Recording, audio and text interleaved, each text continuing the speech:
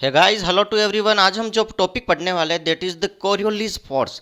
बहुत important topic है। और ये जब मैं बात करता हूँ ज्योग्राफी सब्जेक्ट और ज्योग्राफी का मैक्सिमम पोर्शन अगर अर्थ के बारे में मैं बात करूंगा तो वो कोरियोलिस फोर्स से रिलेटेड होगा। तो सबसे पहले मैं एक चीज़ बता दूं, कोरियोलिस फोर्स क्या है। कोरियोलिस फोर्स क्या करता है कि इट चेंज द डायरेक्शन। ये क्या करता है कि it change the direction. Direction change करने में जिस फोर्स का काम होता है that is the Coriolis force. आप पढ़ोगे, जब अर्थ को आप डिवाइड करोगे, अर्थ को अलग अलग पोर्शन में इनका विंड पैटर्न देखोगे, इनकी हवाओं का पैटर्न देखोगे, तब आपको कोरियोलिस फोर्स एक पिक्चर में आएगा। ठीक है। तो आपको वहां पर क्या होता है कि बहुत सारा कंफ्यूजन होता है, बहुत ज़्यादा कंफ्यूजन होता है कि यार ये कोरियोलिस फोर्स क्या होता है। तो एक चीज़ मैं एक डायग्राम से मैं क्लियर करता हूँ कि ये है हमारी अर्थ। अर्थ का शेप मैंने आपको कितनी सारी क्लासों में बता दिया, फिर से मैं बता देता हूँ। अर्थ का शेप होता है दैट इज द जियोइड। ठीक है, ओबलेट स्फीयरॉइड। अब जियोइड मतलब क्या होता है कि ये है ना, आपने देखा होगा कि ये आदमी है, ध्यान से देखना, ये आदमी है ना, ये है, लेकिन इसका पेट ऐसे बाहर निकला होता है बीच में से। आजकल क्या करते हैं कि लोग खाते पीते बहुत है, तो इनका पेट बाहर निकल जाता है। वैसे ही हमारी अर्थ का भी क्या होता है, ऊपर से तो कम होता है लेकिन नीचे से इसका पेट बाहर निकल जाता है। ठीक है, अर्थ नीचे से बल्ज मतलब इस टाइप से। ठीक है, ध्यान से देखना, इस टाइप से। ठीक है। तो ये क्या होता है, हमारा अर्थ ये डिस्टेंस है ना कम होती है, और ये जो रेडियस है ये डिस्टेंस होगी वो बहुत ज़्यादा होती है। पॉइंट क्लियर है? पॉइंट क्लियर है। तो अर्थ की इक्वेटर की जो डिस्टेंस होती है ये वाली, ये इस वाली से ज़्यादा होती है। ठीक है। तो ये वाली होगी ना, ये फॉर एग्जाम्पल एक्स है, और ये वाली है दैट इज द वाई। तो वाई की वैल्यू एक्स से ज़्यादा होगा। ठीक है, ये बल्ज होगा, ये ऐसे ऐसे पेट निकला होगा। ठीक है, समझ में आ गया, मतलब बीच में अर्थ का पेट निकला होता है। समझ में आ गया? ओके। तो कोरियोलिस फोर्स क्या कहता है कि इट चेंज द डायरेक्शन। ये डायरेक्शन, ये दिशा में परिवर्तन कर देता है। और हमारी अर्थ का मूवमेंट क्या है that is from the west, west से ईस्ट की तरफ। ठीक है, पश्चिम से पूर्व की तरफ हमारी पृथ्वी घूमती है। तो इसी के अकॉर्डिंग ये क्या करता है कि डायरेक्शन को चेंज कर देता है। जो हवाएं बहती है, जो विंड बहती है, उनकी डायरेक्शन को चेंज कर देता है। ध्यान से देखना, यहाँ से सिविल सर्विस का 2 से 3 नंबर का क्वेश्चन 101% बनने के चांस होते हैं। ठीक है, समझ में आया? तो मैं क्या ना कहना क्या चाहता हूँ कि ये है हमारी अर्थ। ध्यान से देखना, अब जो चीज़ मैं बताना चाह रहा हूँ वो ध्यान से देखना। यहाँ पर मैंने बताया था कि एक इक्वेटर होती है। इक्वेटर मतलब भूमध्य रेखा। ठीक है, ये क्या करती है कि इस अर्थ को 2 पार्ट में डिवाइड कर देती है। 2 पार्ट में डिवाइड कर देती है। ये तो हो गया, ऊपर वाला तो होता है that is the northern hemisphere. ठीक है, और नीचे वाला होता है साउदर्न हेमिस्फीयर। ध्यान से सुनना, ऊपर वाला होता है नॉर्दर्न हेमिस्फीयर और नीचे वाला होता है साउदर्न हेमिस्फीयर। और अर्थ ऐसे वेस्ट टू ईस्ट की तरफ मूव कर रही है। कंसेप्ट को ध्यान से सुनना, अर्थ वेस्ट टू ईस्ट की तरफ मूव कर रही है, मैंने 2 पार्ट में डिवाइड कर दिया। अब यहाँ पर क्या होगी, हवाएं बहेगी, हवाएं विंड फ्लो करेगी। तो क्या करता है कि ये कोरियोलिस फोर्स यहाँ पर पिक्चर में आ जाएगा। जब भी विंड की बात करूंगा कोरियोलिस फोर्स क्या करेगा, पिक्चर में आ जाएगा। तो ये क्या करेगी कि अगर साउथ डायरेक्शन में कोई भी विंड मूव कर रही है, कोई भी हवाएं साउथ डायरेक्शन में मूव कर रही है। ठीक है, ये देखो हवा है, ये डायरेक्शन बता दी।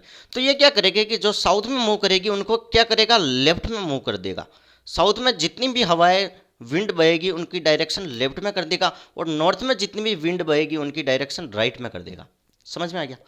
तो ये क्या कर रहा हूँ, एक और कंसेप्ट ध्यान से देखो कि अगर डायरेक्शन इस साइड में तो इसका लेफ्ट इधर होगा, राइट इधर होगा। अगर डायरेक्शन नीचे की साइड में, ध्यान से इसको बना दो, तो लेफ्ट इधर होगा, राइट इधर होगा। पॉइंट क्लियर है? नीचे की साइड में एरो है तो। ठीक है, अब ध्यान से देखना, नॉर्दर्न हेमिस्फीयर में ऐसे मूव कर रही है, मान लो एयर ऐसे मूव कर रही है। मैंने कंसेप्ट बताया कि साउदर्न हेमिस्फीयर में क्या करेगा, लेफ्ट की तरफ मूव कर देगा। एरो देखो ऊपर की तरफ है, और ऊपर की तरफ एरो है तो लेफ्ट किधर होगा, इस साइड में। तो ये क्या करेगी, हवाएं ऐसे मूव कर जाएगी, ये हवाएं ऐसे मूव कर जाएगी। ठीक है, this is because of the Coriolis force. अब मैंने बताया कि नॉर्दर्न हेमिस्फीयर में राइट की तरफ मूव कर जाएगी, मतलब एरो अगर ऊपर की साइड में, ये एरो ऊपर की साइड में, इसका राइट इस साइड में, तो ये ऐसे मूव कर जाएगी, ऐसे। पॉइंट क्लियर हो गया? यहां तक कोई डाउट? ये कंसेप्ट आपको याद रखना है, ये आपको अप्लाई करना पड़ेगा। ठीक है, यहां तक चलो, आपका एक चीज, एक लॉजिक और क्लियर हो गया होगा। अब मैं बताता हूं, जो कोरियोलिस फोर्स होता है ये लेटीट्यूड एंगल पर डिपेंड करता है। किस पर? लेटीट्यूड एंगल से।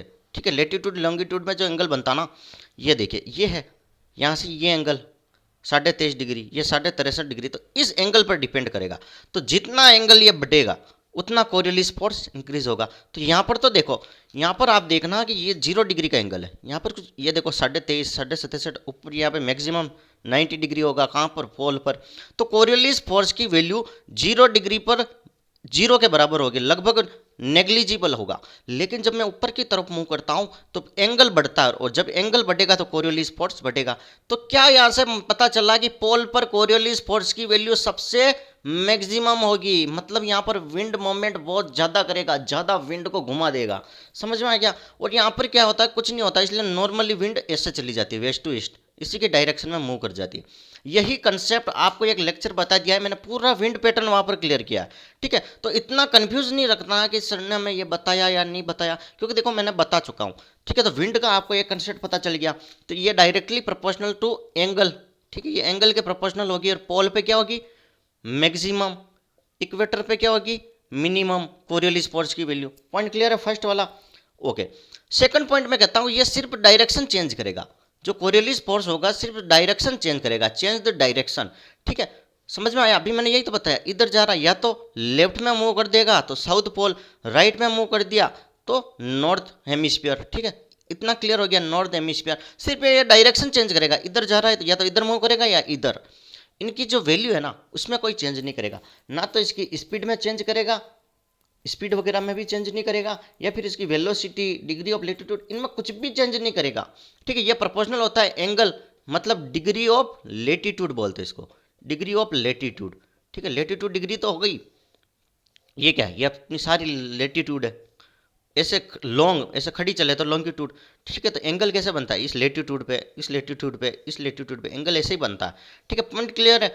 तो आपको ये फंडा क्लियर हो गया होगा, what is the Coriolis force. Point clear है। तो आई थिंक आपको ये इश्यू नहीं होना चाहिए। कोरियोलिस फोर्स काफ़ी कंफ्यूजिंग टर्म है और समझ में नहीं आती है। और ये कोरियोलिस फोर्स अगर आपको समझ में नहीं आएगा तो समझ लेना कि आपका ज्योग्राफी का 1 से 2 चैप्टर खत्म हो गए, आप अर्थ के शेप को नहीं समझ पाओगे। पॉइंट क्लियर है। Thank you so much. और चैनल को लाइक शेयर सब्सक्राइब जरूर कर दे, ताकि सारे इंपॉर्टेंट फंडा कंसेप्ट मैं आपको बताता रहूँ। Thank you so much.